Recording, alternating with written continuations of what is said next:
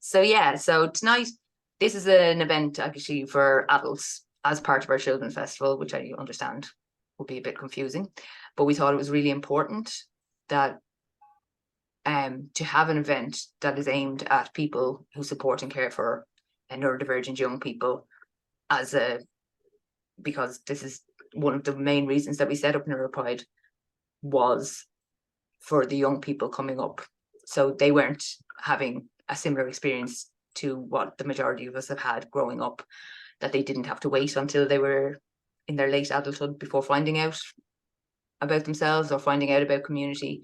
So it was really important to us that as part of our children's festival that we had something that was aimed at those who support young people, just to help, maybe help as, and we were talking before people came on about there's so many things out there, there's so many services, there's so many people out there claiming this, that and the other, and they do all sorts of things. And then we know that because of the nature of the huge wait lists and the difficulties in accessing supports that you should be able to access without having to go jump through hoops, it can be very overwhelming and it can be very daunting to figure out what supports are good, what supports are bad, what supports are harmful, what supports will be the best. So that's really why we started to really why we wanted to have this panelist specifically focusing on neuro-affirming support and services. So yeah, I'm kind of doing this to kind of fill in time, but maybe while I'm waiting for Keir to get back to me, would you like to introduce yourselves, Katie, Evaleen, and Maeve? I will start with Katie because you're up in this corner here. No worries. So I'm Katie Kerley. I'm an occupational therapist and I'm the clinical director of Horizons Therapy Services in Dundalk. So we offer occupational therapy, speech and language therapy, and a small amount of clinical psychology. I'm autistic and ADHD myself, and also dyspraxic, so multiply neurodivergent. And I've been connected to Neuropride for a while now, and it's been a real privilege and an honor to be able to interact with community. I had an in-person event with Neuropride 2 years ago, and it was my first completely neurodivergent event, and I can't remember experiencing anything quite like it before, and it was a real really amazing community experience. So I highly recommend, if anyone gets the opportunity to do that they do. Thank you, Katie. You're very kind. No, actually, do you know what that is? That is one of the inspirations for setting up Neuropride. Yeah. Was, well, one of my inspirations, I can't speak for everybody, but was actually attending a conference that Evaleen ran in Cork, an autism conference that was run by and exclusively like the speakers, everybody, I think even the photographer was autistic. So everybody involved was autistic, and like that, it was my first experience of being in with a group of people and being like, oh, this is nice. This is nice not to have to watch what I'm saying. I not have to overanalyze everything I'm saying, not have to explain why that light is bothering me, not having to display, like, it was just, and I thought, I don't want other people to have to wait so long. So that was one of the reasons we set up Neuropride. So it's nice to hear that actually was an experience that you had. Do you know what I mean? Absolutely. Yeah, you don't know. Maeve, I'll come to you next if you wouldn't mind.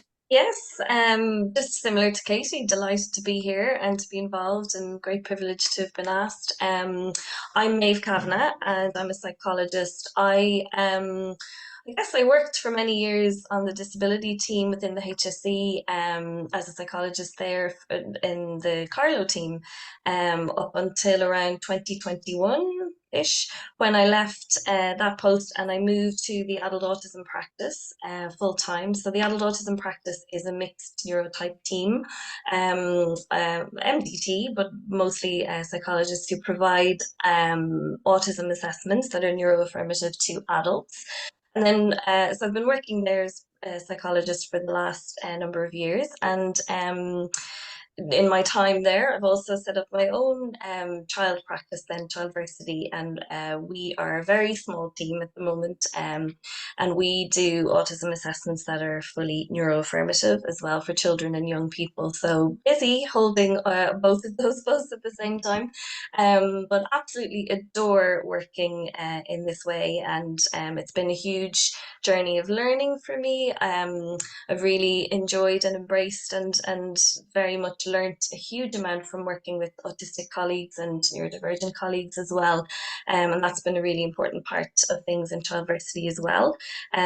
We have some links with NeuroPride as well. We have the wonderful Nem, who's a sibling of Gillian's, who works with us, which has been wonderful to have. So that's really important for us as well in Childversity, that we are striving to be a mixed neurotype team as well. So yes, delighted to be here, and looking forward to all the questions and discussions that happen tonight. So thank you so much for inviting me. No problem at all.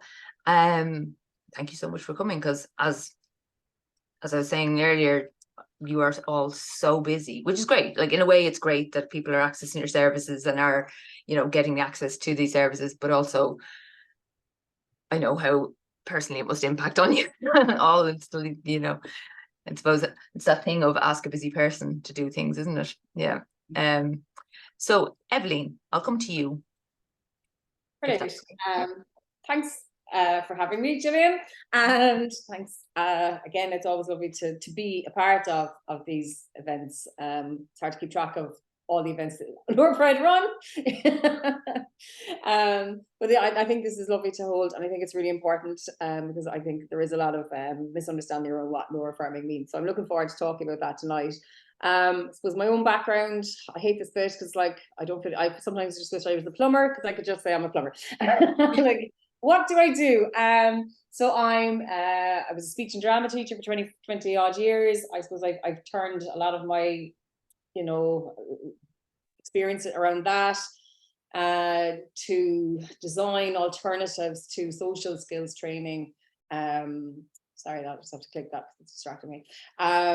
For autistic kids and teens, because they need that, I suppose, and you know, people aren't ready to take the leap of just accepting us. So we do need these kind of alternatives, I think, to get us to bridge that gap till we get to where we all need to be. I also run AUsome training, so that means that we offer training to people who want to work with and support our community, whether that's children or adults. So like that, we have courses for people who want to make that move from old practice to neuroaffirming practice.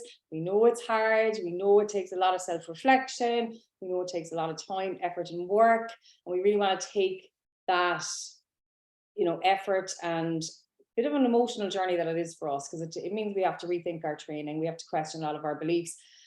We want to help people with that, I suppose, and just kind of hold their hand, take the journey, learn from each other, and all just try and do better for our communities, basically, for the people that we serve.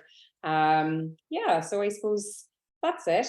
There's probably loads of other things. I'm a mom, I'm from Cork, plenty of other things that I'll probably share with you as we continue. Fantastic, thank you so much. And I just want to say, because now we have gone live on Facebook after, let's be honest, me messing it up. So for the people who are watching it on Facebook, we've just done introductions, so you haven't missed anything. You know, you have missed something, but it was only the bio, so we have your bios linked on the website, so you should be okay. So yes, thank you very much. I realized that we're doing that thing that people do. We're using language that we all know. So we better not assume that everybody else knows the language. We've all mentioned neuro-affirming or neuro-affirmative. Would anybody like to kind of explain what we mean by that, or is that too big a thing? Well, it is a very big concept, but I think it's obviously the crux of what we're here to talk about today.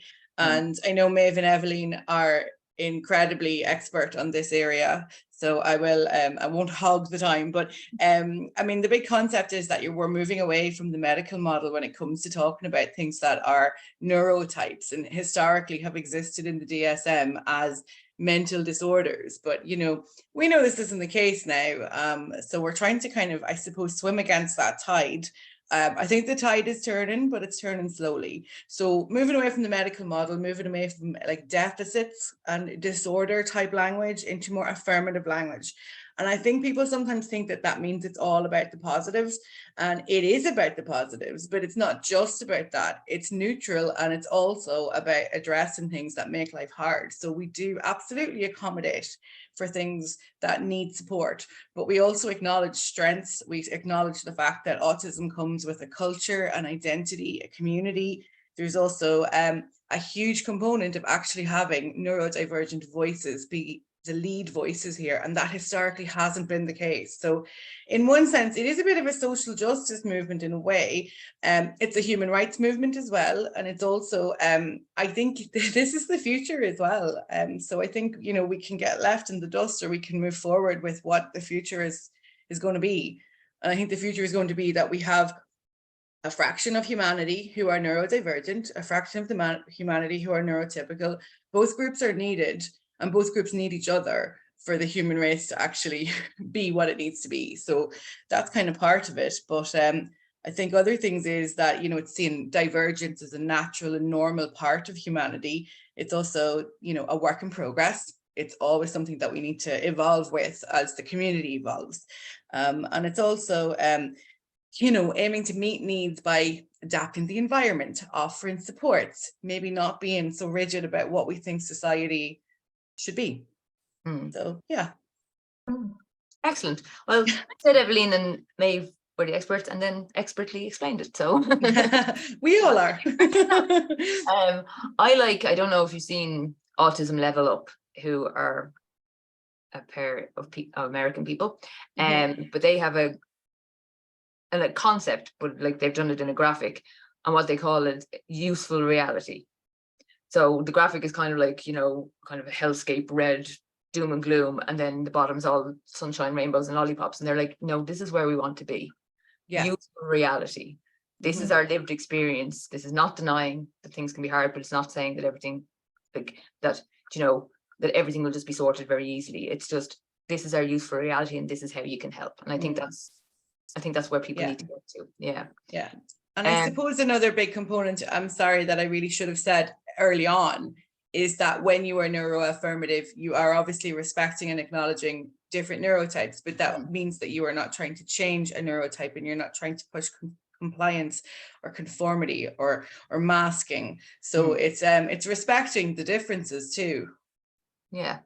And I think like not putting one above any neurotype above the other, because that's the problem. We have this idea that neurotypical, whatever that is, it's not a word I'm fond of either, but that there's a normal, and that's the goal for everybody, and that we all should be working towards it. And that is, I suppose, traditionally what therapies are based on, helping people get closer to this idea of normal, and that's placing that neurotype, whatever it is, up here, and everybody else's neurotype below.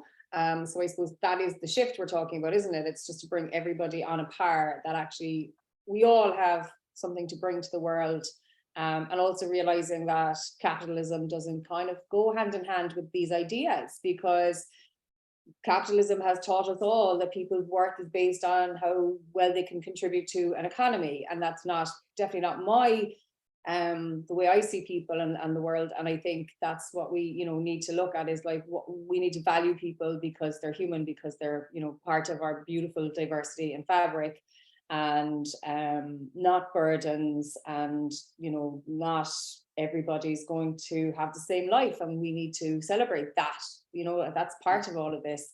You know, and I think sometimes when people talk about being neuroaffirming, they think, oh, it's just maybe, you know, not changing the person, but people don't actually even understand what that is fully, because I've seen people who are teaching social skills and other things, and they're still thinking, well, we're not changing the person, you know, but if you're changing how a person naturally is, or communicates, or interacts, or senses the world, then you are actually changing the person. So I don't know, maybe Katie and Maeve might have a little bit more to say about that, because I think that's really important, because I've seen this where people think it's neuro-affirmative because we're not changing the person, but they actually are if you drill down even very slightly beneath the surface.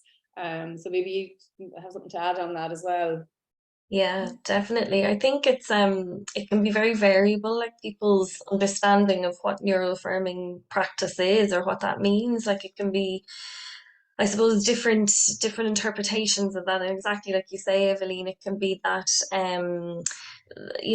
that people think they're being neuroaffirmative in their approach, or they think that that's what they're being in how they're doing things. And when you peel it back even slightly, you can see actually this is not what this is at all.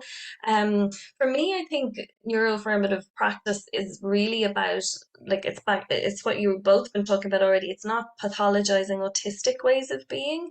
Um, and it's recognizing like that value within diversity. You've both already said all of this, I know, and then just to echo that and really emphasize that point, that it is really about recognizing that there's value in all of us, every single human that's here, and we've always benefited from diversity in our brains. We just haven't always known that we've had that diversity, but we've always benefited as a human race, and as humans, that we've needed it, and we just haven't always known that it's there. So for me, it's really about that shift to recognizing that, and exactly challenging those norms within society, and challenging those ideas that are out there, that there's neurotypes that are seen as lesser than, or not as capable, or not as as important as others. So it's challenging that as a societal level, I think, is the next shift that we need to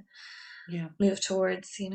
Yeah, absolutely. Hopefully next year there'll be AUC users taking part, or taking our places, and that's what needs to happen. Yeah. And that's a big part of neuro-affirmative practice, is not putting speech as a goal. And I think we have, as a society, this is one of the big things you just mentioned about changing societal norms, and that the idea that everybody should speak. Yeah. And they can't even speak. Like, it's just an easy thing that everyone should be able to do. Yeah. Now, I'm very aware that we haven't even got to the meat of the questions yet. So we better start asking some of the questions that came in. And also just to say to people who are watching, who are here, if you have any questions, if you type them in the chat, we will read them out. I will read them out on your behalf. If it's just a comment and you don't want us to read it out, please write at the top, do not read, because if you write it at the bottom, I'm 100% not going to see that until I've already read out the comment. So my processing isn't that quick. So if anybody has any questions, please just fire them into the chat. We have to disable the chat because we have the captions enabled, and for people who use screen readers, it is an absolute nightmare because the chat will read out at the same time as the screen reader, and it's just gobbledygook, and obviously it's very sensory overwhelming for people who use screen readers. So that's why we have it, just in case people are wondering why we have the chat turned off. We do that in all our NeuroPride events. So the first question that kind of is tied into what you're saying. So we've talked a lot about what neuroaffirming is and what it means and stuff like that. And the first question we have is, how do I figure out what supports are neuroaffirming? Like, how, for my child, how do I figure out, is this person I'm going to see neuroaffirming, or the service, or whatever? So, well, do you mind? I'm sorry, I know I answered the last one first as well, but here we go. Well, there's a few ways, and I will say there's a really good resource on the Therapist Neurodiversity Collective website that will tell you what is neuroaffirming and what is not. And what is not neuroaffirming is quite a long list. And like we've alluded to already, myself and Maeve and Evaleen, anything that seeks to change a person's natural way of being is not neuroaffirmative. It's not identity affirmative in any way. So, a big thing that we would often have, there's an overlap and there's entwined links, as Gillian, you and I have discussed before in panels, between conversion therapy for people who are LGBTQIA plus and ABA, or behavioral methods for, converting an autistic person into a neurotypical. So things that address, first of all, just behavior and not search. Sometimes we like to talk about searching the why, and also that behavior is a form of communication. So it's not something to just, nip in the bud or hit on the head. And then again, honoring all forms of communication. Things that require you to only use specific types of communication, they're not neuroaffirmative either. And I suppose another huge thing, and as an occupational therapist who specializes in sensory process, and a big thing that I see is people being gaslit around their sensory needs or their sensory preferences. Stuff like, it's not too loud, why are you reacting like this? So things where, you know, a person's individual experience isn't actually acknowledged to be real. Yeah, definitely. I think one of the really quick ways to tell if somebody is listening to the autistic community or is, you know, more neuroaffirmative in their approach is to look at their language and look at their terminology and how they speak about autistic people. It's often a big indicator that somebody isn't aware of the autistic community or listening to the community that they're serving, if they're using outdated terminology. So things like ASD, like if they're talking about autistic ways of being as disorders, or, you know, in those kinds of outdated ways of talking about things, then that's often a big indicator that maybe they're not neuroaffirmative, or if they're saying that they are but they're saying ASD in the next sentence, then you're kind of going, that's not fitting. So I think one of the best ways to, like, as well as what you said, Katie, about the resources that are out there and the guides that are there, but one of the best ways to spot quickly somebody who might be neuroaffirmative versus somebody who isn't is to be aware yourself of the language preferences, the terminology within the community, and look out for that. You'll see that on people's websites, you'll see it in the literature that you get, you know, if it's public system or private system, you'll be able to spot that pretty quickly. That's kind of one of the ways. There's loads of different things that you can look out for, but that's kind of a quick one to be able to spot and tune into. How are they speaking about autistic people? And definitely, you know, tuning into that. Absolutely. I have a couple of bits. Is that okay? I want to add. And I think, yes, absolutely, the language. But then, as Katie mentioned earlier, we people hijacking the language and, you know, just putting the words all over the website. And I would also add to what you said, you know, Maeve, is if they're talking more about changing the environment, that's more neuroaffirming than actually focusing on changing the child. I think that's probably a key element as well. I actually have, here's one I made earlier, because it's something we get asked a lot. Can you see that? Yeah. And I can share it with you if you want afterwards. But it's basically, we put this together for therapists, but it's also helpful for parents. You know, if they're using a program that's over 5 years old, you know, because there's so much research in the past 5 years, particularly around autistic communication and all of that. They shouldn't be using something that's basically made before that and based on deficits. Keep it if it's autistic led. And I'm always saying to people, ask, where's the autistic in the research? So if someone is using a program, a device, or whatever equipment, be like, where's the research from autistic people that this was used on? Because very often you'll find it's great marketing to have the teacher, the SNA, maybe even the therapist and the next door neighbor, the doctor, the dentist, and the milkman all said this was amazing for the autistic person, but nobody asked the autistic person. So, you know, you need to look very carefully at the research and stuff like that, like whose voices are being heard in it. And if it's not autistic people or neurodivergent people, then it's probably best to stay away from. Again, any program where the evidence, that's what I just said, it doesn't include autistics, and supports the autistic person's well-being and autonomy. Autonomy and realizing how important that is, I think, and finding ways to promote that is really part of neuroaffirming therapy. If it's basically results based on neuroconformative goals, so anything that's like, this behavior or this thing that this child is doing is a problem because it's not like the normal behavior, basically non-autistic behavior or neuroconformative behavior, and people are working towards those goals, whether it's eye contact, sitting still, as Katie was saying, you know, putting up with sensory pain, any of that stuff. You know, I think that's really obvious that that's not good, that's not neuroaffirming therapy, basically. If it's based on human rights and self-determination, then it is. Any mention of things like expanding, improving, and coping. because we're not here to cope, we're here to live, we're here to live full lives. You know, so coping is what strategies are meant to be short term, not for your entire life. We wonder then where we're burnt out. It has to be trauma informed. I mean, trauma is the key here, really. I think any good therapist who's neuro-affirming knows the impact of trauma and how much trauma, basically the depths of the trauma that our communities have gone through, and how that presents in us every day, and how you can lessen that and help people heal and create better environments for us. I think that is a really key component of best practice for neuroaffirming therapists.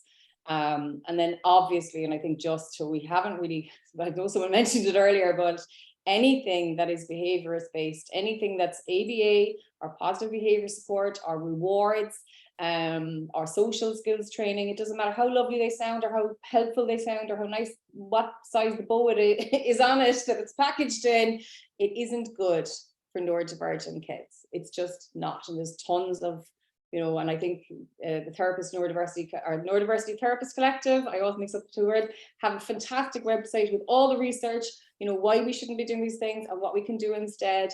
And again, an appreciation for autistic communication and play. All play is right, all play is valid.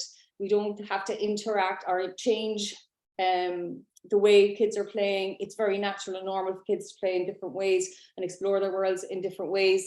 And so any of that stuff that's about changing the way the person's communicating or playing is to be avoided. And any mention of theory of mind, lacking empathy or social or communication deficits also needs to go in the bin. But instead, a neuroaffirming therapist would know about like double empathy, monotropism, and the social model of disability and minority stress. And I think that's kind of a lot of it in a nutshell there. But maybe somebody has something else to add. Just one thing, and that was great and really thorough, Evaleen, but I will say as a therapist, a thing I often talk about is who is benefiting from the therapy. And like sometimes for children, that's a really tricky thing, because the thing is it's the child who has to be benefiting, not the people around them. And when we look at compliance and conformity, what we're looking at is that the people around the child benefit, not the child. So it's important that we have that piece. That's a big thing. Yeah. And I think just to add as well for parents, don't be afraid to ask therapists, particularly when you're going privately for things. It's so expensive, it's costly. Don't be afraid to ask people what's their ethos, what training have they done, what are they aware of. You're right, Evaleen, websites can have a very shiny appearance on the outside, but you'll know when you dig that little bit deeper. And any therapist who is neuroaffirmative will have absolutely no problem talking to you about their approach, what their experience has been, how they view things, what their values are, all of those things. And you'll know from talking to them whether it's genuine or, whether they're really just trying to gloss over something. So don't be afraid to ask them about that, Yeah. And one thing to note, the word neurodiversity has become a buzzword. It has become a buzzword. Just want to highlight, that's actually a flag. If they keep on saying that they're neurodiversity this and neurodiversity that, that means they don't understand. Because neurodiversity is like biodiversity. It means everybody. So if they're saying they're neurodiversity friendly, that just means they're friendly to everybody. It doesn't mean they're friendly specifically to neurodivergent people. And I know that we've been mentioning something I need to draw attention to. Most of you specialize and work mostly with autistic people, but neurodivergence isn't just, because that's another thing that's happening, is that people are saying neurodivergent or neurodiversity, and it's becoming a synonym for autism. Sometimes possibly you might get a little bit of ADHD thrown in there. And if somebody has a little bit more knowledge, maybe OCD. But in fairness, neurodivergence is a very wide umbrella. It covers any way that a person's brain works differently. It can be acquired brain injury. It can be the cluster B personality types. It covers a huge amount. So even though we're referencing autism because this is the nature of the majority of your work, this neuroaffirming means anybody you go to who's going to be talking to you about brain. So I just think that's important. Now, we have had a few questions in. that are asking kind of specific questions about people's own children.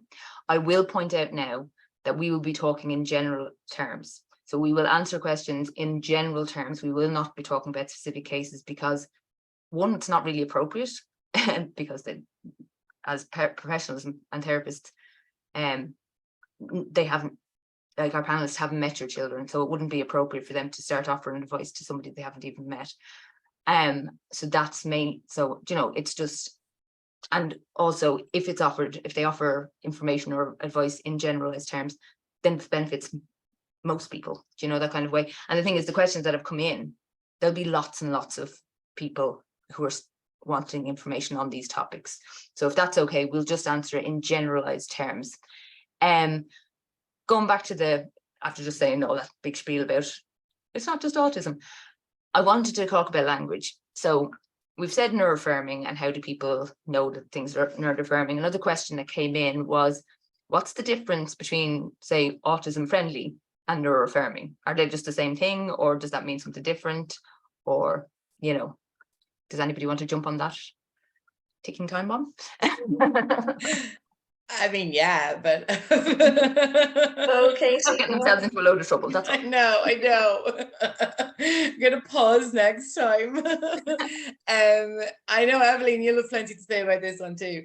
But autism friendly is a bit of a buzz term, and it doesn't mean a lot. It's a lot of, I'm trying not to be rude, but it's a lot of pandering in terms of like what autism friendly actually is. Like, I know it's often seen in like supermarkets or places like that, and usually what it means is we dim the lights and we turn the music off for an hour on a Tuesday or a Sunday morning or something. So it's like, it isn't actually particularly convenient for a lot of people, and it's pretty narrow. It also seems to, a lot of the time from my observations, it's often catering or trying or claiming to cater to a specific idea of what autism actually is, and it doesn't acknowledge even the diversity of the autistic experience anyway. And also, Gillian, huge thing you said, neurodiversity, and being neurodivergent is not just about being autistic. There are so many things under the neurodivergent umbrella. So autism friendly, for me, it often gives me a little bit of concern that there's something sort of being done for the sake of something being done rather than anything meaningful happening. I haven't really encountered a circumstance where I've seen autism friendly on a thing that an autistic person has been part of developing. And that's a concern.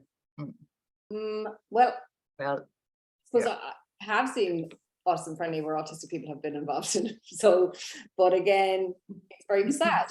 And I think, so I think the word itself is the problem, because it is autism friendly. How can you be friendly to a thing that doesn't really exist? Because that's pathologizing autistics, you know. So that's problem number one. It's medical language. Again, it's feeding into this ideology that you know, and it's dehumanizing. It's actually taking autism out of an autistic person as well. So the language itself, and I think it's one of these things that's really well intentioned, but I think it's for the benefit maybe of others to feel good that they're now doing this inclusive thing 1 hour a week. I think we have to be realistic. Would you expect wheelchair users to be celebrating if there was a wheelchair ramp outside business 1 hour a week? And, you know, and that's when it's accessible to you. So for many people, it isn't accessible. You know, for me, I don't mind going to the supermarket, so it's accessible to me all the time. So you know what I mean? It's like saying this pen is autism friendly, so now every autistic person is going to be able to hold this pen, like this pen, and write with this pen. We are individuals, we are, you know, and it basically it is turn down the lights, take the beeps off everything, and that's it. Put a box of fidgets. That is kind of what autism friendly is a lot of the time. So it's kind of marketing, isn't it, really? You know, I suppose I'm not afraid to say these things, but you know, it is. And I think it's irresponsible to name something like a town. I live near an autism friendly town, where maybe children are being ABA'd and abused in that town, or you know, I'm not, you know, or in a, you know, in a school that's autism friendly where autistic kids are being taught social skills. You know, because I've had a school contact me last year. They said they were an autism friendly school who had done training and they wanted me to help with the autistic kids to engage them in the yard. So straight off, there's something wrong if that school's been named autism friendly and got a stamp. And I think it often denies people doing the hard work. It is hard work, let's be honest. Yeah. It's hard work to break down and dismantle your core beliefs, challenge society, make people think. You know, it's not easy. Gillian, I'm sure we often talk about like how people respond to people who are, you know, putting these challenges and presenting them to people. It isn't friendly a lot of the time. And that's a difficult journey. It would be very easy for us to say, this is autism friendly, come and do a course for 2 hours and here's your stamp and here's your whatever. It takes a very long time to reframe your thinking. And we have to be real about it and be realistic, because that's what real change for our community means. That's what, you know what I mean? And I'm about being realistic. And that is what challenging perceptions is about, really, isn't it? I mean, there's no point kind of saying, oh, everything's friendly and everything's nice, and that's now a tick box. You know, I think our communities deserve way more than a tick box exercise, basically. You know, I mean, a lot of us are burnt out from the amount of work that we put in existing in this world. So it would be nice to have that. I'm getting very emotional here, but it would be nice to have that returned, you know, because we can't do it all. We're the marginalized community. It's not up to us to do the work. And there is that danger, Evaleen, of, well, we did this for you for 1 hour a week. Why are you struggling? You know, we did this thing, and yes, like we were autism friendly. Why are you still struggling with this? Why is this still difficult for you? And what message are we sending to people then? Well, they've done this thing for me and I'm still struggling. And we're back to that self-blame, self blah, blah, blah, because that's the message. When you were talking earlier about people saying, oh, we're not trying to change them, but you're still implicitly implying that the way they are is wrong. Whether you're explicitly saying those words, by doing these things, you're implicitly, and we're not completely, you know, in our own world, that charming phrase. We do know when we're being treated it. We do know when when we're, you know, people are thinking that we're wrong and stuff like that. I just want to move on because there is a couple of questions that have come in. So this is a question about language, because we were talking about language, and this person asked, is there a more neuro-affirming term for ADHD? We are very aware that has the word disorder many times in it. A lot of us here are ADHD as well. AUHD, I can't even do that acronym. Anyway, and that is something that's being debated within our communities. I'll let you handle that, but it is, at the moment, we're still having a chat about it and trying to figure out the best one. But yes, it is something that we are very aware of as a community. Do you know what? ADHD is the worst named thing in the world. Yeah. I don't have a deficit of attention. I pay too much attention to too many things, and I can't decide which is the thing I should be paying attention to, because I'm paying attention to everything. It could not be a more incorrectly named thing. You know, in all of the things that are incorrectly named, the DSM, ADHD is up there as probably the worst named one. But that's my own little rant. I could genuinely go on about this forever. I'm going to hop to somebody else, but anybody else, specifically the ADHDers, might be handy if they want to jump in and be like, yeah. That's me again. I'm so sorry, Evaleen and Maeve, but yeah, obviously, yes, ADHD, I've experienced it personally, obviously, yes. And Gillian, yes, I do not have a deficit of attention. I have too much attention and I can't regulate it. And that's where I have a hard time. There is a few things in the mix, and it is, like Gillian said, a hotly debated topic. One that I'm kind of like interested in at the moment is Dr. Edward Hallowell, a psychiatrist in the USA. He calls it VAST. He is ADHD, or VAST himself, as he calls it, which is variable attention stimulus trait. I like the word trait. And I also like the fact that it's about attention varies depending on the stimulus, and that does for me. I'm conscious that is not true for every single ADHD person though, so it doesn't actually encompass everything. There's a few other acronyms floating around on you know, in the community, and a lot of them kind of acknowledge stuff like attention variability and executive function differences. I would rather bite my own tongue off than say that ADHD people have executive dysfunction. So I'm not going to say that. It is attention function difference, and you know, I could talk about that one for an hour, but I won't. So yeah, I think it's a big issue because it's hard to get an identity first term for ADHD as well. Like we can say I am autistic, and I have caught myself a lot saying I am ADHD or I am ADHD or AUDHD, as Gillian said, and it's clunky. It doesn't come off the tongue too well. So it is kind of tricky. But I mean, VAST is the best one I've come across so far, but again, I don't think it's perfect, and I do think it's a big work in progress here. And there is one that it is floating somewhere in my cortex and I can't grab it. There is another acronym that I remember recently thinking that's not too bad, but I can't remember it, so I'm sorry. Well, I will point out that I keep on going, one of the main reasons, and then having completely different main reason for Neuropride.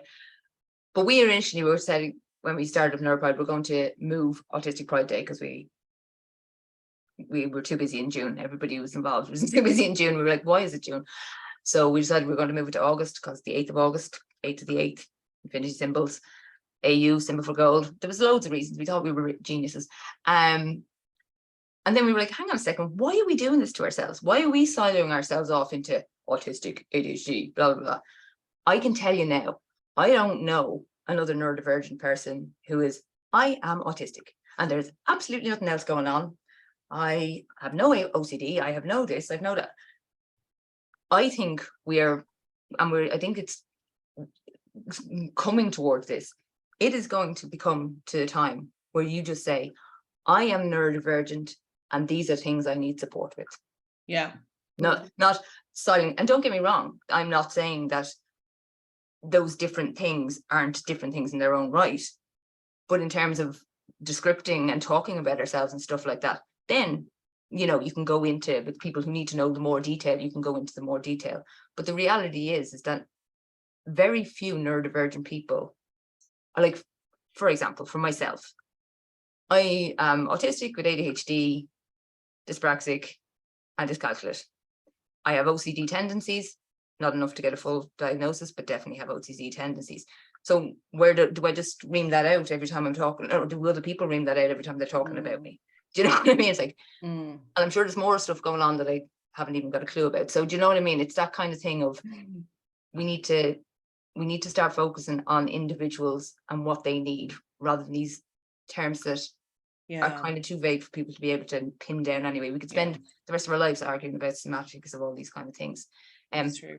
I'm very aware that you were the panelist and I'm not meant to be going off on rants, but no, but Gillian, all of that was really important to say. And it also, there's emerging literature on an ADHD neurotype as a standalone subtype. So it's not autism and ADHD. It's you are this, and both of these things, their traits blended in there. The current research, current wisdom says that about 70 to 80%. Very much see that in practice now too. You know, I was going to say just there, Gillian, I think that's such an important point. Like that, the academics at the moment, like we conceptualize all these things as separate things, but when you meet people who are multiply neurodivergent, like it's so hard to tease all of that out and be like, well, this is your autistic persona and this is your ADHD side, and this is like it's so difficult to do, and we see that in practice all the time when people, particularly adults, coming through for assessment, and when we're working through that and trying to make sense of things collaboratively with them,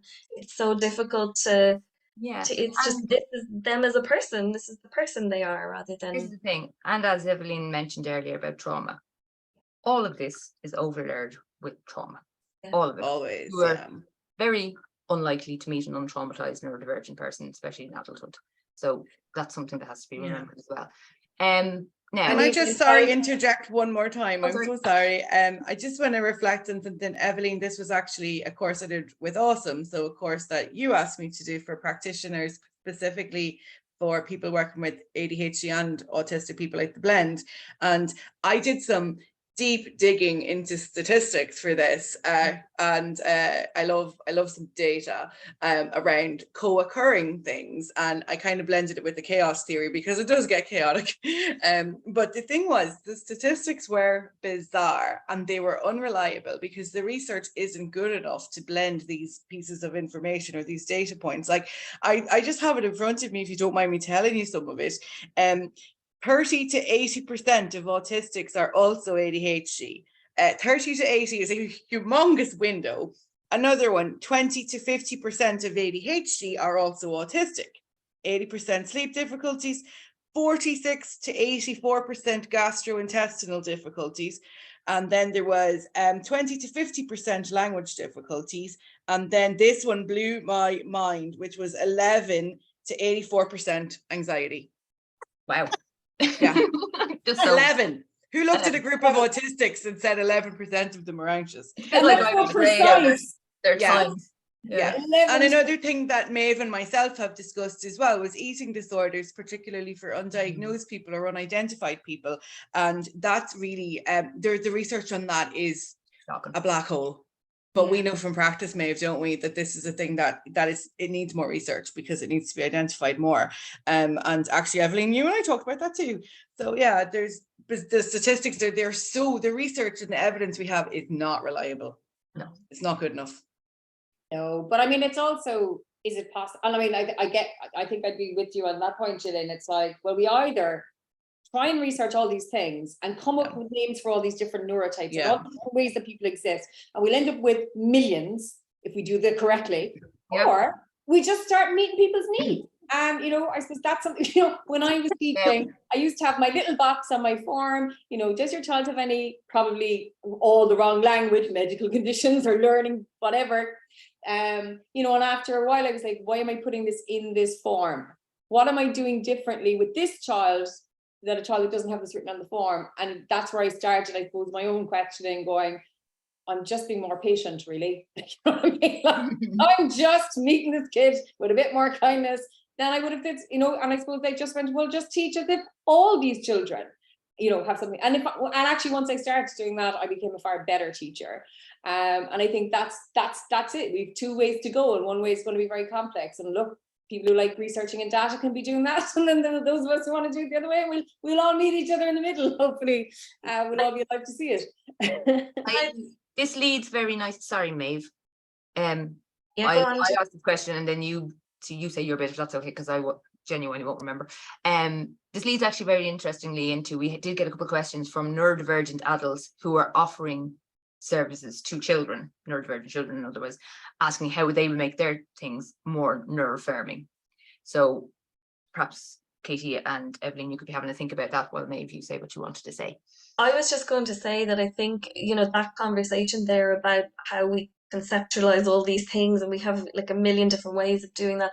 I think that links back to what we were talking about earlier with the autism friendly piece. And actually, if we come away from all of this trying to categorize things, and we just look at like the universal design, universal accommodations, like a lot of the adjustments and the things that are supportive for autistic people, for neurodivergent people, are supportive for everybody. I think COVID was a good example of that, like where we had all of these visual prompts and we had all of these reminders, and the rules were really clear, and everybody needed that because the world was so uncertain, and everybody benefited from that. So I think, like, coming away from this idea of autism friendly or ADHD friendly, but just human friendly, people friendly, that recognizing that, look, we are all individuals, and actually a lot of the things that are helpful to one group will be helpful to all of us. They're not going to be harmful to other people. So I just think it links back to that we're going to come full circle on this, hopefully, eventually.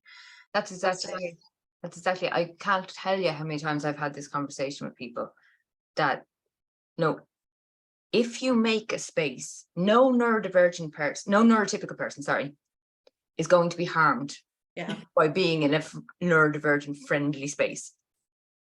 The opposite is 100% not true. And the thing is that people act like neurodivergent children, say in a school environment, are just, they're completely, no, they're the canaries in the coal mine. Our education system, and most of the education system in the Western world, is damaging to all children. Some children are better able to conform and comply with minimal damage. Why are we targeting everything at them? Like, the reality is, all this rewards and punishments and consequences and constant competition about, it's damaging to the psyche of every child.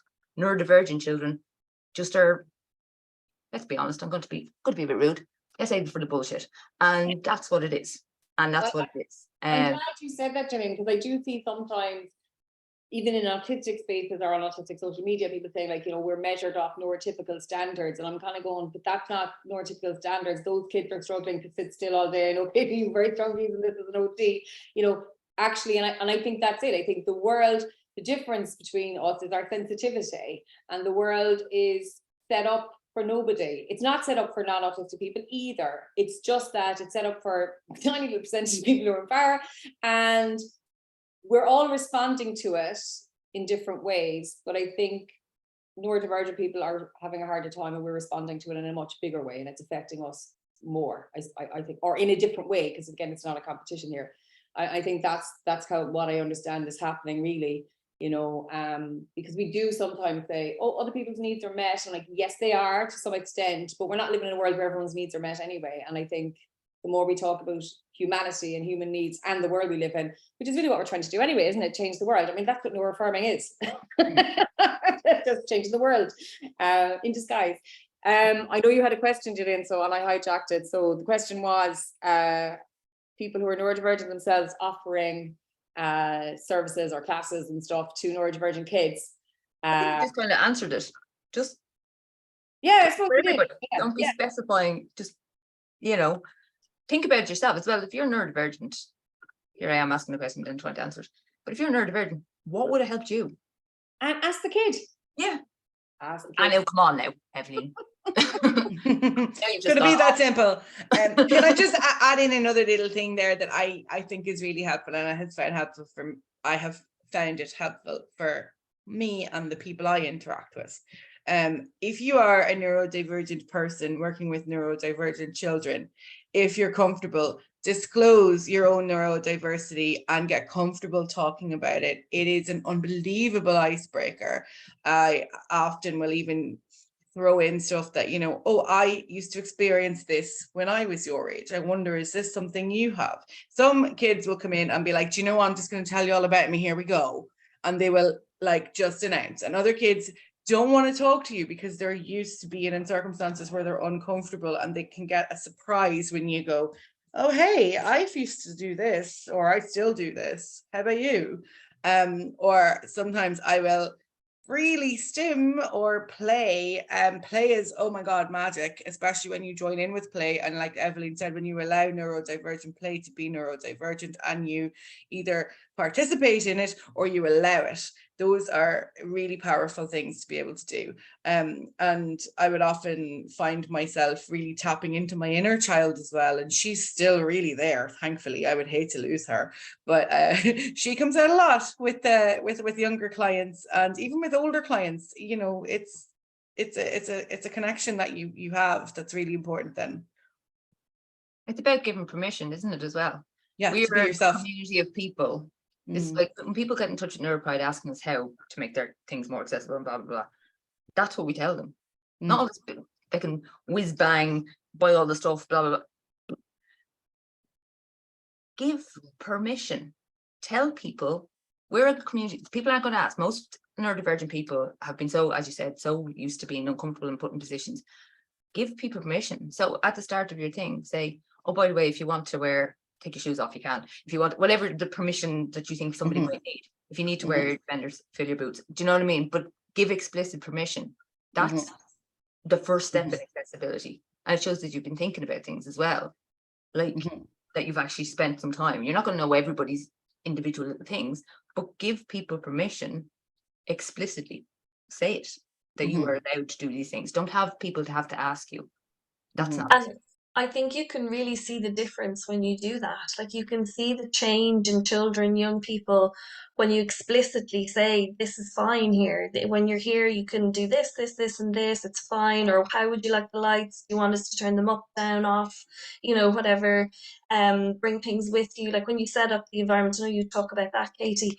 But I know we had questions in from, I think it was a yoga teacher and different community instructors and that, about how to make that more of a neuro-affirming space. And it's like, but I think you're right, Gillian, like it's that explicit statement. Some young people, some children need that. They need to know, well, what's the rules here? How do I navigate this? Because they're used to something totally different in the spaces that they're in. So, and you can really see, we had a young person in the other day who sat very still at the table and was very, until we said, you can move about, like that's great if you want to do that, and immediately got up and explored the room and was just so much more comfortable and themselves, and we got to know them a lot more because of that, so I think there's something about explicitly outlining, like, this is how this works in this space, until we have universal design everywhere, until we have that, being really clear about it is really important.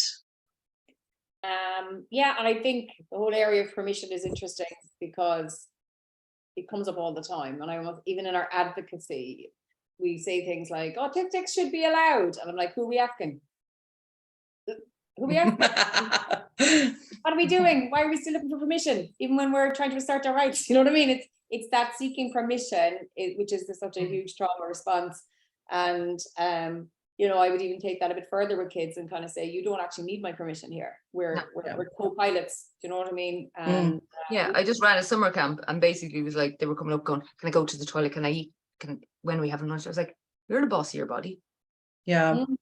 I'm not going to know when you're hungry. If you're hungry, you go get something to eat. Do you know what I mean? I'm not going to stand in your way. An alien concept, Gillian. I know. I should have been. At this time, you're allowed to stand up. You have to ask me every time you go to the toilet. But and also, oh my God. I'm demand avoidant. Like constantly, I'm like, no, you're not going to go to the toilet, just to be awkward. But so. I have a couple of questions that have come in. Sorry, Evaleen. No, sorry, because I think it's conscious that people are asking questions. Yes, just very quickly, because I think it's important to mention presumed competence, because I don't think we've said it. Yeah. And I think that's huge. So just, Maeve, I think we've probably talked more than you. I'm trying to be fair. Do you want to explain presumed competence? Or do you mind? Is that okay? I just don't want to. Go ahead, Evaleen. I don't mind. No, go ahead. Go on. I think it's just really to presume that people have autonomy and know themselves better than anybody. I mean, the person who's the expert on themselves is the person themselves, regardless of what age they are. It's that idea of who's the expert. We're not the experts. I'm very clear with people about that, with parents, families, children, young people. It's a collaborative process when you're working therapeutically in whatever guise you're in, whether you're a psychologist, a speech and language therapist, a drama teacher, a teacher, whoever you are. It's about, you're not the expert on that person. They are the expert. They are the ones with the autonomy of who they are. So, yeah. And presuming competence is often said to be the least dangerous assumption as well, because otherwise what happens is we presume people can't do stuff. Like, for example, this person doesn't talk, so you presume that they don't think, or this person doesn't talk, so you presume that they can't communicate. And that's really like a frightening thing when you see an example I've seen quite frequently is AAC. I'm not going to give this person a high-tech device because sure, they won't be able to use it. They won't know what to do with it. And that's the opposite. That's presuming incompetence. And that's dangerous. And actually, that's the point, I suppose we mentioned earlier about like parents knowing what, and I mean, this is something I hear, we're talking about AAC, we're trying to train up teams, and then they're saying, some of the kids we have now have complex needs. So have you even tried? So they just don't try. Yeah. The decision is made, this kid's written off. Maybe love, maybe some basic sort of communication, PECs or ABA, ridiculous stuff, and if you have a therapist who's telling you, and I was like, if a child goes to the fridge, points to orange juice, and a therapist tells you that you don't give them the orange juice until they close that fridge and go and point to a picture of an orange juice, then leave.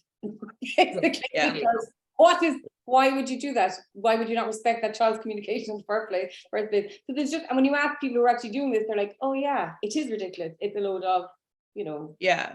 And in that scenario, Evaleen, I think a great question is, did the communication work? Did you know did you understand it?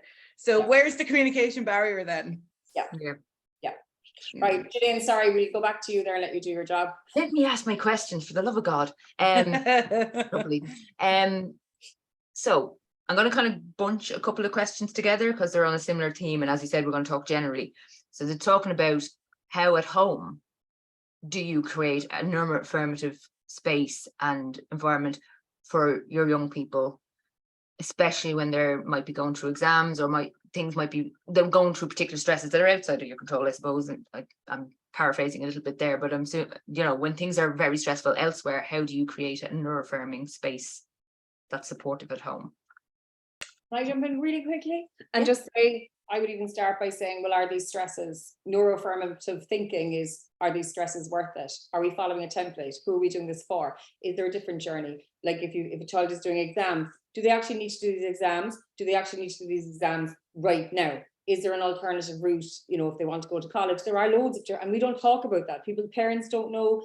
There are lots of different routes to college and all that kind of stuff. So I think that's the first thing, is like, is this stress? Who's this stress for?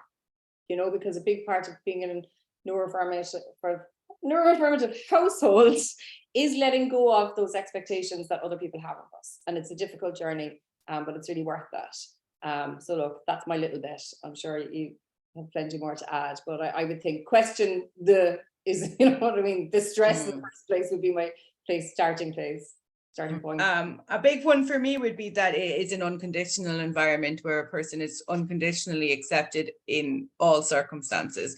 And this is something I think that people, I think generic parenting advice in the past has been around, tough love and teaching children how to behave and having like hard boundaries with children. And really, we talk about this in the context of stuff like resilience. And resilience is developed from knowing you can step out of your comfort zone and get back to it.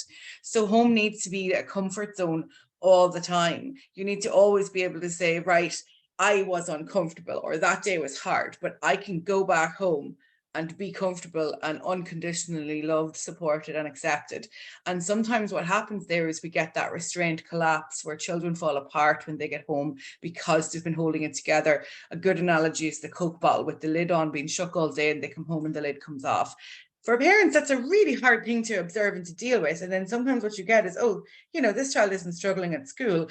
Well, maybe they are, and it's only been shown when they go home because they're trying to comply and conform and mask all day. So having a place that is unconditionally safe, no matter how bad or good or whatever you feel, that's affirming for all children. That's just not neuro-affirmative, that's just affirmative. And that's a valuable thing if we want to bring up resilient children who will be adults who feel competent, capable and able.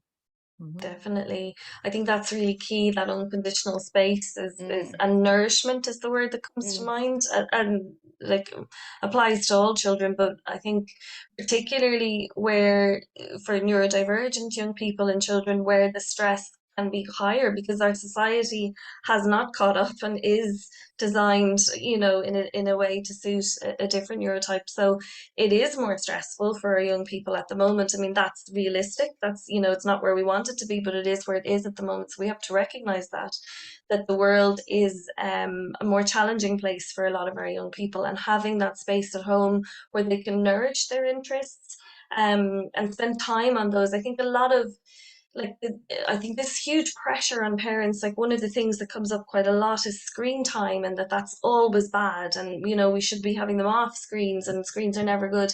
And for a lot of young people, that's their safe space, that's their their secure space, and that's their break from the world and from society that's a lot of pressure for them. So I think having that space to nourish them, to let them spend that time on the things that they are interested in, and that unconditional space, that's huge and important for resiliency, for mental health, for all of those things.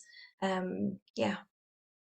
And I feel like I could talk about screen time forever as well there, Maeve, because first of all, the screen time recommendations for children are wildly outdated and not really based on an awful lot of good information anyway. Second of all, neurodivergent children have different tolerances and different needs. And I get this question a lot in the clinic: how much time should my child be spending on a screen? And I think people sometimes feel frustrated with me because I won't answer that question. It is I cannot tell you a numerical answer to that because it doesn't exist. So there's some new research in occupational therapy on children's play in digital spaces. And I think that's a really interesting thing. Play is play. And sometimes you get as well, it can only be used for educational purposes.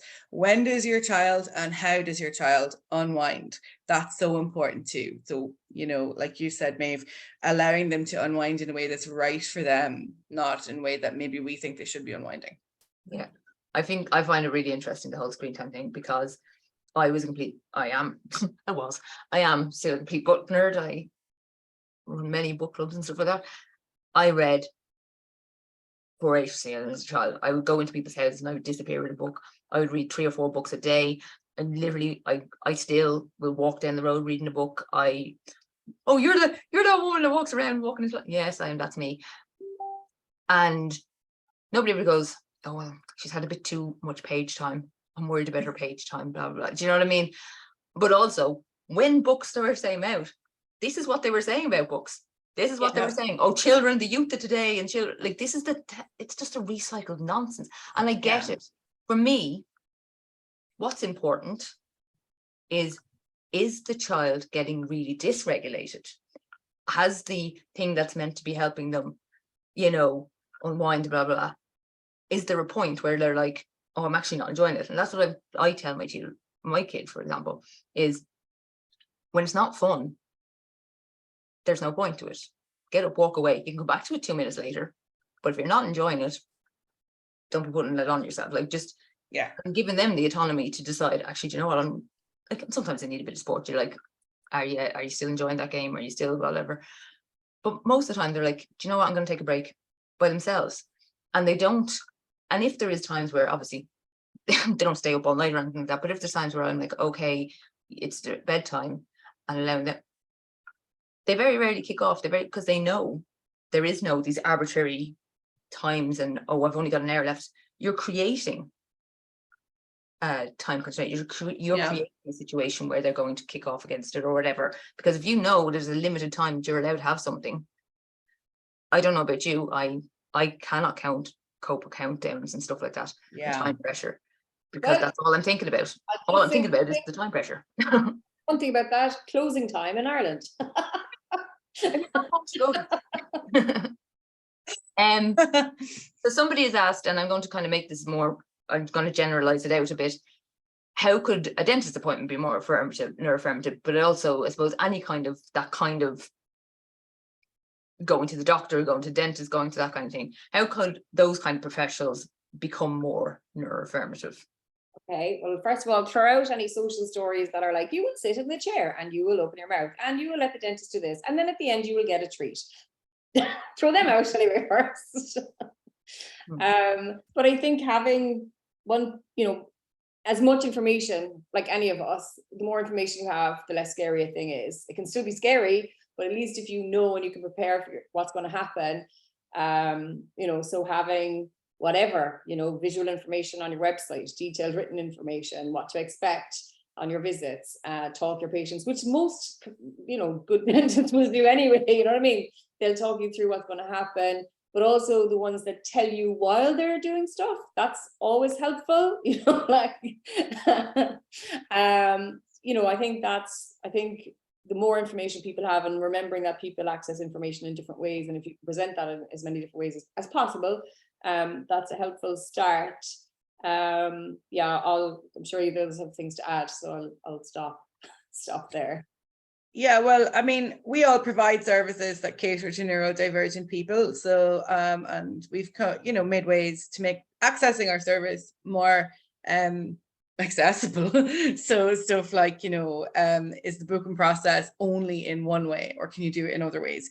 Evaleen said having prior information, that's really helpful. I know, Maeve, we've talked about this before as well, about having pictures of yourself or the person that you're going to see, the environment, all of that available. A phrase I really like is clarity is kindness. And I think it's kind to be clear, so there's no room for doubt. Another thing is space and time for questions. Sometimes that doesn't happen in appointments when there's rushes, but space and time for questions is super important. Another thing, I know it's not possible in a lot of these practices, or maybe it is possible, it just doesn't happen, is a vibe check. And this is something I personally like to do in the clinic, particularly for my teenage or adult clients, is have a chat with me on the phone or on email or on, you know, Instagram or whatever it might be, and see, do you like me? Do you want to come see me? And that's fine. You can decide after you chat to me. I have to say my own dentist is wonderful. Obviously he knows I'm autistic. He's very receptive to talking about it, which is lovely. I discovered that he has a family member who's also autistic and sounds incredibly gifted. So we've had some lovely chats about that, and that's made my experience nicer, because the dentist for me personally is a particular challenge. I would find myself like physically shaking at the dentist quite a bit, and that really embarrasses me, but my dentist is pretty cool about it, and that has kind of reduced over time. Another thing that I have done personally for myself, and a lot of my younger clients actually have told me that they would prefer this as well, is to not have appointments later in the day, because you spend the whole time waiting for it then. And I know I can't cope with an evening appointment, because I will do waiting for the whole day and I will be anxious for the whole day. So if I can go in early, not so bad. I have a few clients who have said to me, I can't come to see you in the afternoon, so can you see me in the morning? And yeah, sure, I can accommodate that. So just like, those are small things. Again, I guess it's affirmative for everybody in general. It's just being flexible and responsive to people's needs, rather than saying, right, it's going to be autism friendly and I'll, you know, fill your teeth in the dark. There is some really new Irish research out on this as well, accessibility for healthcare. Mary Doherty's group as well, the Autistic Doctors. Yeah. And they're publishing interesting research now about autistic people, I think, rather than neurodivergent people. Correct me if I'm wrong on that, but and the accessibility of physical healthcare, GPs, medical healthcare, rather than dentistry. But I think it's the same principles in terms of like all the things you've just been talking about, but that accessibility. But what they're finding is that there are huge barriers to people accessing the healthcare that they need. And what's happening is people are putting that off until things are so significant that they just have to go, and then the outcomes are going to be a lot worse, obviously. So there's a huge piece of work to be done, I think, amongst GPs, dentists, you know, all of the health care professionals around recognizing that and understanding universal design, really, that these things are important. I mean, it's very rare, I think, to find a GP that it isn't a phone appointment. Like, it's hard to make online appointments. I certainly don't know of any in my local area. And that's a huge barrier for people. Even that simple adjustment would be massive. But I think there's a lot of GPs and dentists who are very keen to inform themselves better, but there's a lot who really just aren't. And, you know, there's a big, long way to go there. So that research is really interesting. Yeah, can I actually have some of it in front of me? So Mary Doherty is amazing, but this is very recent research. She was only published in January 2023, and it's actually accessible online too. So she had a framework called Autistic Space, a novel framework for meeting the needs of autistic people in healthcare settings, and a really cool acronym, which is SPACE. So S being sensory needs, so making sure that the sensory needs are met, P being predictability, A being acceptance, C being communication, and E being empathy. Really worth looking into. And Mary's still doing more research. She's an absolute incredible person, and she's going to change the face of healthcare for neurodivergent people, but for people in general as well, with this framework, if it gets published. And I know I've referenced it in an awful lot of my my webinars. So yeah, and it's accessible. So I think someone popped it in the chat there. So yeah, that would be a great place to start. I think as well, for parents who are listening or who are here, you know, for this piece, like that's something that, you know, if you have a GP who maybe isn't as informed, or you want to work with your dentist more, you know, bring things like that to them, you know. That's coming from their own profession. You know, Mary is a consultant anaesthetist, you know, it's coming from within the Irish medical profession, you know, and it's something that they might be interested in from their own research, you know. So it's hard to always have to advocate for things, but that's, you know, something that you can maybe open the conversation with if you're finding that you're meeting a lot of barriers or resistance there, you know. And can I just very quickly add there, please stop painting everything white, bright white. I know it's very clinical and very clean looking, but light bounces off white walls more than it does off anything else. Neutral tones would be lovely, thank you. It's bright enough and scary enough without having light bouncing off everything. And anesthetics, some neurodivergent people respond differently to anesthetics, and I don't think I knew this before I met neurodivergent people, and it's something that people need to look into. And if it's a child in particular that's saying they're in pain and they're being told, no, you can't feel it, I'm after giving you this dose or whatever, believe, and this is what presumed competence means, that person knows they're in pain. It doesn't matter whether you think they should or not be in pain, that person knows. And that's why presumed competence kind of runs through everything, really. And also this scales on a 1 to 10. What pain are you on? I'm like, I don't know. I'm on like 9 most days, so I have no idea what this stuff is about. Those things, you know, again, that comes down to communication, doesn't it? And I would say really important for anybody offering services to the public is to recognize what stress responses look like in people, because stressed people often get labeled as rude, annoying, blunt, whatever. It's really hard to communicate when you're stressed. You know, I did some training with libraries this week, you know, and I was explaining that, you know, when someone comes in, they have probably put a lot of thought and effort and work into just getting to your library. Okay, they might have had to get a bus, they might have had a lot of social navigation and planning and risk. We're constantly taking risks. We're always analyzing risks. So if someone rocks up to your desk and they're looking for the book that they ordered and it's not there, and they overreact, that's a stress response. And how someone can react to that can really change that person's day. Can be like argumentative back, can take it personally, which so many of us do because we don't think about this. We're not taught this kind of stuff, really. We're not really taught about how other people, you know, about any of this stuff, you know, which is what we should be teaching kids from an early age. That's part of empathy. You know, where someone says, oh, I'm really sorry, this has really impacted you, let me see what I can do, or I can see, just to validate it, because people do get stressed and language isn't our friend all of the time when we're stressed. And I think people, the more you recognize that and what stress can look like in different people and how you can respond to that, is really important when you're offering a service to, neurodivergent people who are most likely going to be stressed, but, you know, lots of people. You know, we're living in a world where most of us are stressed, you know, so to recognize those things and learn about them is important as well. Yeah, the minority stress work. Yeah. I popped a couple of things in the chat there for everybody. The first one is a healthcare passport that was developed by Aspire. It's really helpful. They have a template for an individual to fill in their own personal passport, but they also have something for professionals and stuff like that. It's a really good resource. There's a lot on it, so I'm not going to go into all of it. The next part I put in was a thing called From All Brains Belong, which is looking at healthcare, how we can improve the healthcare for autistic and ADHD people and other neurodivergent people, but that's where they're focusing, by looking at all the things that are co-occurring and how they all impact on each other, things like MCAS and Ehlers-Danlos syndrome and POTS and all these kind of conditions that are very common in our community and aren't recognised, and it isn't recognised the impact that they have on us. And the last one is just one piece of Mary Doherty's research, because I couldn't find a specific one, so I just threw up one of her pieces. Yeah. But get her on Twitter. It does, yeah. It does, just do the trigger warning, it does talk about the premature mortality rates for autistic people and stuff like that. So there is some trigger warnings in that. Yes, so does anybody in the audience have any more questions that they would like to ask our panelists?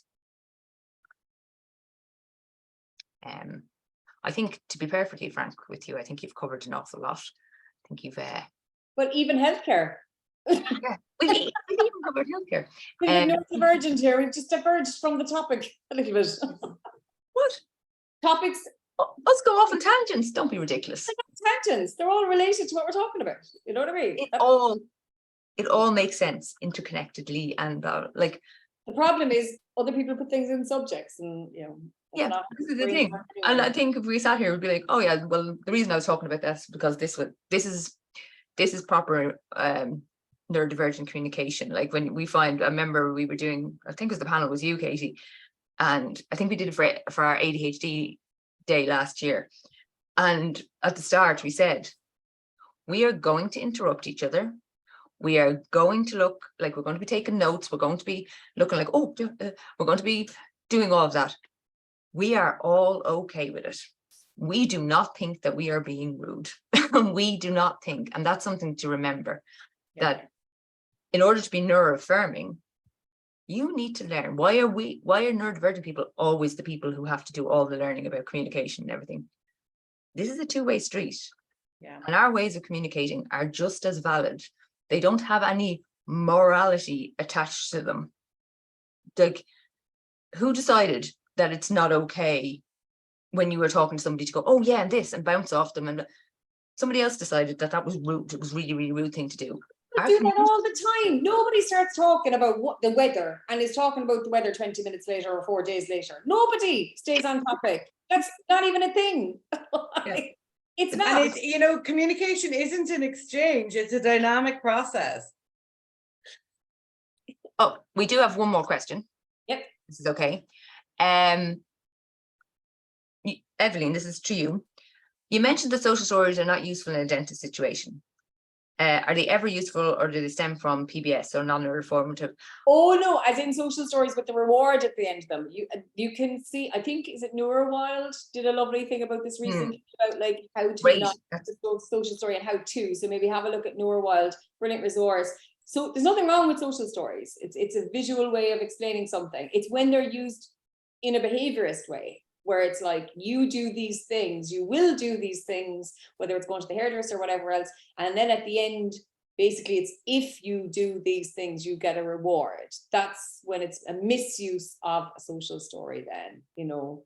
And actually, the person who invented social stories is very disappointed in the way that people use them. She has come out multiple times and said, this is not, I did not want you to start using it as a training thing.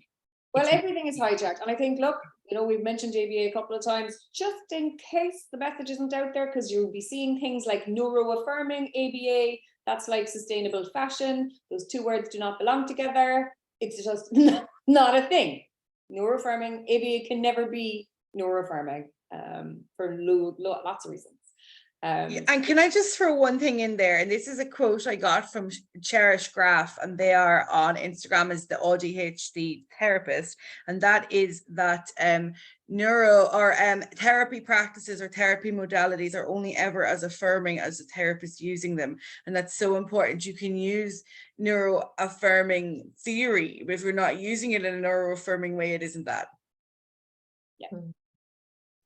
Which is where bias comes in, because if you see there's a problem here, which is why this journey is difficult, because we all have bias, and to pretend we don't is just saying we're not human. You know, we have bias, and there's nothing wrong with saying that, and there's nothing wrong with addressing it. But first part of it is being aware of that. You know, so if people are here tonight, it might be an interesting exercise to start. You know, if people want to just kind of say because we all have bias against different people. You know.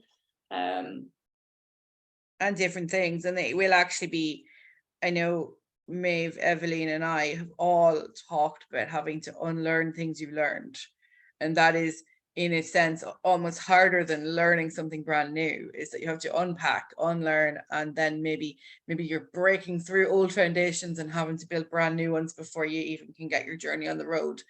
But it's worthwhile work. It is hard, but it is worthwhile, and it will eventually lead to cultural and societal shifts, and we really need that. And you know, again, Evaleen, you and I have talked about this. Maeve, you and I have talked about this. Gillian, I'm pretty sure we've had this conversation. We need allies. We can't do it on our own, and we shouldn't do it on our own. We need people who are going to be beside us saying, yes, let's change the world. And it is possible. That's exactly it. it costs us more. Do you know what I mean? It genuinely does. It can trigger our own trauma. It's hard to be in spaces when people are talking about how hard I was to live with as a child. So strange enough, isn't great for your mental health. Somebody has asked a specific question. I'm not going to put it to any of you because I don't want to put you in that position of having to answer a specific question when it's not really appropriate, but I do want to kind of help them address it. They're asking about seeking an assessment for an 18-year-old going to 6th year. Firstly, that 18-year-old it would be considered an adult. They would have to start seeking it themselves. It's not something I know, even if they're going into 6th year, they're still they are an adult in terms of accessing supports and services. They're wondering if they might have ADHD and maybe autistic. Your GP is your first port of call, but as an 18-year-old, public services are non-existent. If you are lucky to live in a county that is links to these new ADHD centres, they're not national. You can find out. ADHD Ireland probably have a list of where they are. I'm in Waterford. They're not here, and there's no plans for them to come here for a very long time. The Southeast is struggles for services. But that's them talking to their GP is how they'd get a referral to that. If you're talking about privately, there's two trusted resources that I would say to source a neuro-affirmative therapist, which is, I'm assuming is what you're asking, that where to go for that. Evaleen in AUsome training has a directory of people who have done their training, so we know Evaleen can stand over them and go, these people have done neuro-affirmative training and are probably great people. They're not now. There are some that are international, so obviously you'll need to figure out who's Irish if you're watching us, if you're talking to us from Ireland.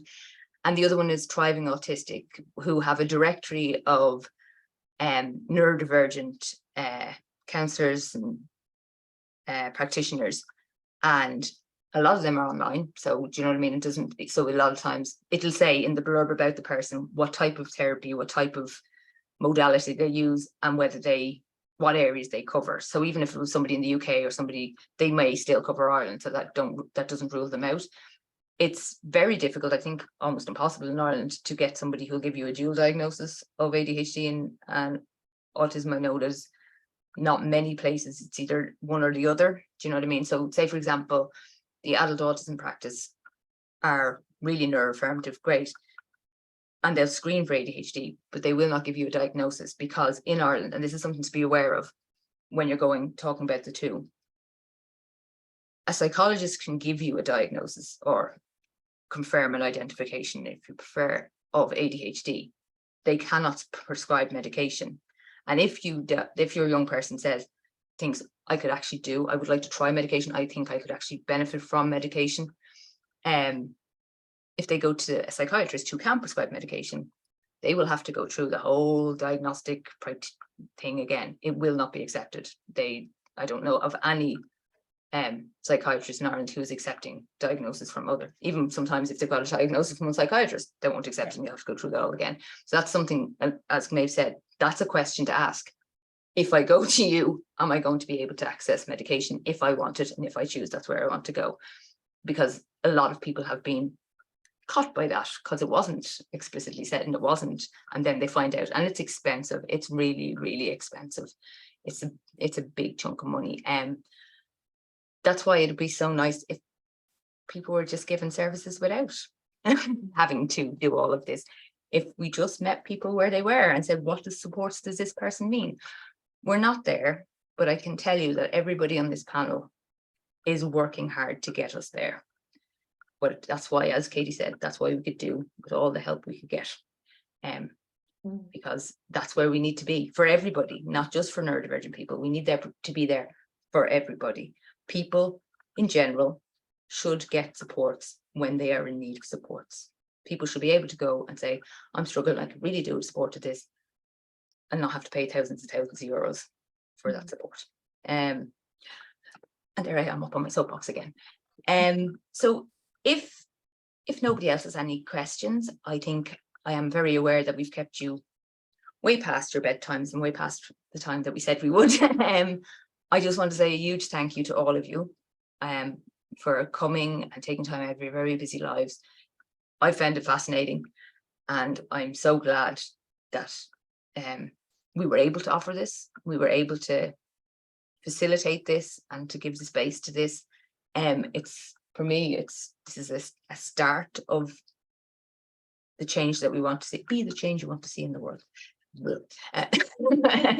Sorry, not a big fan of toxic positivity. So yes, I'm very, very bad at ending things. I will tell you, transitions are very hard for me. And I have, on more than one occasions, literally just walked off in the middle of a conversation because I didn't know how to end it. So I find ending Zooms extremely difficult. So does anybody on the panel have any final thoughts before we go? No, I just want to say huge thanks for organizing this, for having us. I've really enjoyed it. It's been really, really valuable, I think, for all of us. And I love conversations that make us all think. And I think, you know, even the more of these conversations we have, you know, sending these positive vibes out into the world, changing what's going on around us.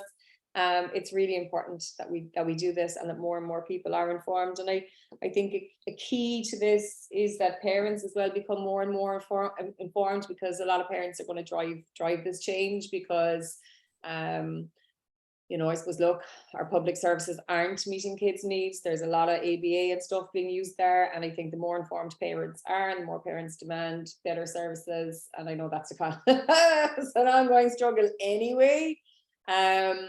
But you know, from our schools as well, like, I don't think we've mentioned schools very much tonight, because I know we're talking about neuro-affirmative practice, but you know, schools are doing a lot of damage to our kids. All children, you know, we're putting them into institutions where consent isn't allowed, where autonomy is not allowed, where you have to ask to go to the toilet. You know, like, we really have to start thinking about this.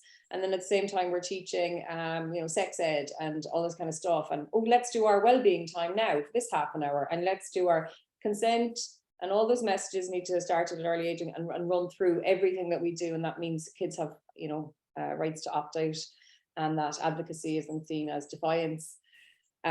So yeah, we have a ton of work to do, but I just think we are seeing changes, as you said, like, we can see it, you know. I suppose I'm at this nearly 10 years, and like, to see the change that's happening very quickly, actually, now I feel, in the last couple of years, is wonderful. It really is wonderful, and I think we need to hang on to that and focus on that, because we do know there's a lot of barriers there, but we're picking away at them, and it's happening. You know, so it's fantastic. So thanks for having me. I just want to echo that as well. Thanks for having me. Also, great privilege to be here. And also, I do see a sea of change happening, certainly in the last number of years. You know, we've been doing a lot of training within HSE services, with staff, with teams, with CDNTs. And in the early days of that, it was very much like, what is this thing you're talking about? What is neuro-affirmative? We've never heard of this. And that's different now. Now people are coming going, we know what this is, we've heard of it, we understand it, now we want to do it. So can you tell us how to do it? And you know, and there's a lot coming with, you know, we are doing it and now we want to refine it, you know, and it's not saying that it's perfect. We know there are pockets, and there are a lot of HSE teams that are very resistant to that change also. You know, I'm not saying that that's the case everywhere, but more and more we're getting a lot more requests from teams who want to work in this way and want to do better, because they're starting to know better. So that's quite hopeful. I do feel like there is a sense of hope around that. Nowhere near where it needs to be, but there is some hope there.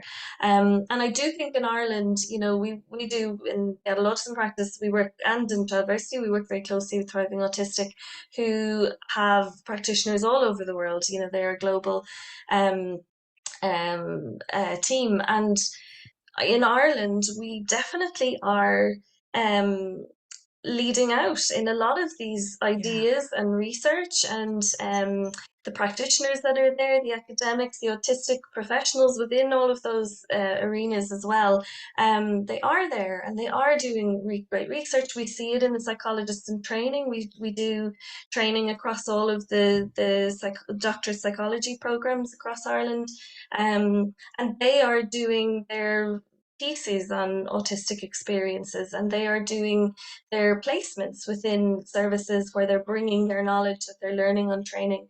So it is happening. It's a slow process, but it's, like you say, Evaleen, it's happening, and it's maybe not as quick for the families and the parents who are trying to access things. And I know that that's a real struggle and is not where it should be for people at all.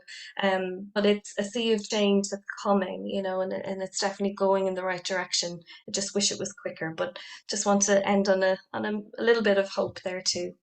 Yeah. And the change is coming, absolutely it is. And like I said, you can move with the change or you can get left in the dust, and it's going to happen regardless. And you're right, Maeve, and the neurodivergent community in Ireland is actually really strong, and the neuro-affirmative practitioners alongside that also.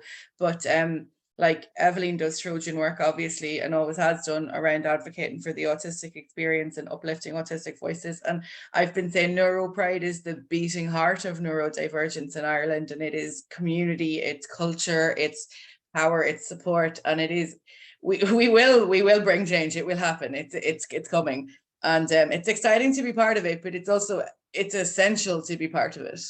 And I'm really proud to be part of it, and I'm really honored to be part of it. And like, it's so funny, every single person here has actually been part of my identity journey. So I mean, it is the power of community as well. So we are stronger together. Excellent. Well, thank you very much for all your kind words. I really do appreciate it.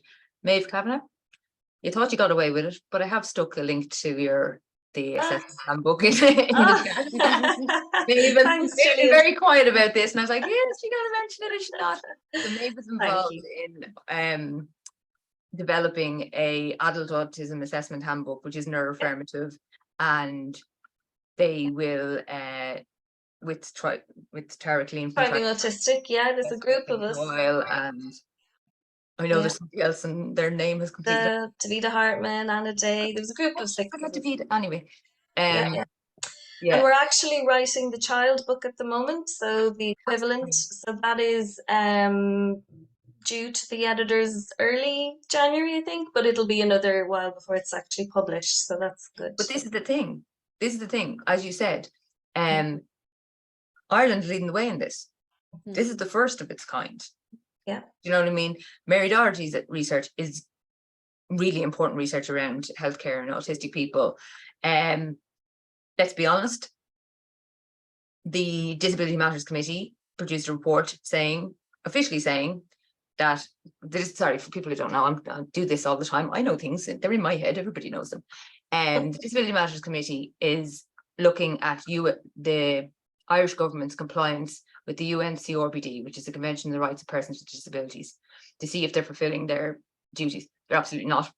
Ireland is officially one of the worst places to be disabled in Europe. But the Disability Matters Committee, to be honest, when it first came about, I was like, this is just going to be another tick box thing. They're actually taking this stuff seriously, and they produced an interim report, and it specifically said that ABA, PBS, and other behavioural intervention supports do not stand up against the UN CRPD. They are not human rights compliant. But this is massive news for the entire community around the world, the global community, because any country that has signed up to the UN CRPD will be bound. Anybody who's in those countries can use this, because they can say, well, Ireland says, and they have, you know, even the Therapist Neurodiversity Collective have it on their website. Any other country that has signed up to this can say, well, this is what this committee have said. Why aren't our government saying this? Why aren't our government, they've signed up to this? It can be leveraged and used. So, as you said, Katie, the power of the community is really, really important, but we need people outside the community to spread the message. Otherwise, unfortunately, you just end up in a bubble and stuff like that. But yeah, like you said, 5 years ago, if I had said to somebody neurodiversity, they would have thought I lost my mind. They wouldn't know what I was talking. What the hell are you talking about?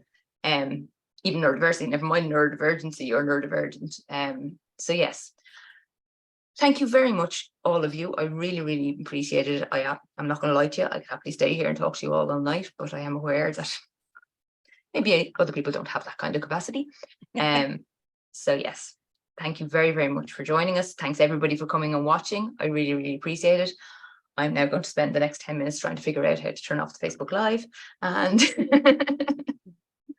Thank you, Gillian. Thank you. Thanks, everyone.